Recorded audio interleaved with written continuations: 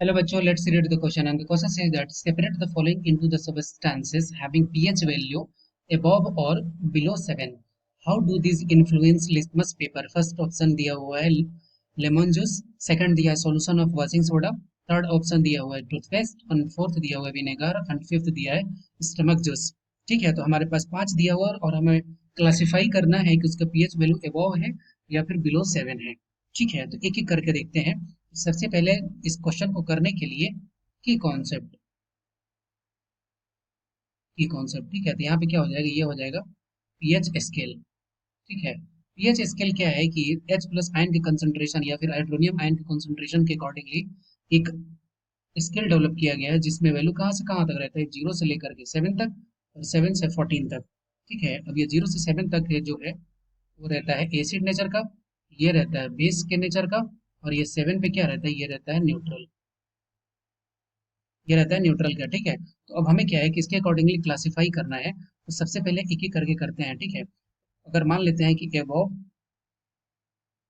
Above 7. ठीक है, above 7 में क्या हो जाएगा, कौन कौन सा हो जाएगा, वॉशिंग सोडा क्योंकि जो बेस है उसका क्या होगा, उसका एबव द 7 होगा, तो वॉशिंग सोडा और टूथपेस्ट. ओके, और यहाँ पे एक होगा बिलो बिलो 7. ठीक है, तो इसमें कौन कौन से आ जाएगा, इसमें आ जाएगा लेमन जूस जो एसिडिक नेचर का होगा. ठीक है, या फिर सॉल्यूशन ऑफ किसका होगा, विनेगर भी हो सकता है,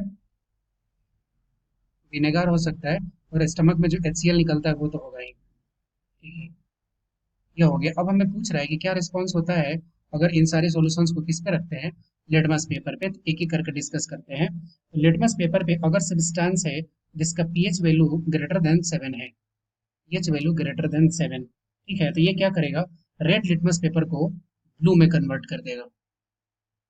रेड को किस में कन्वर्ट कर देगा, ब्लू में.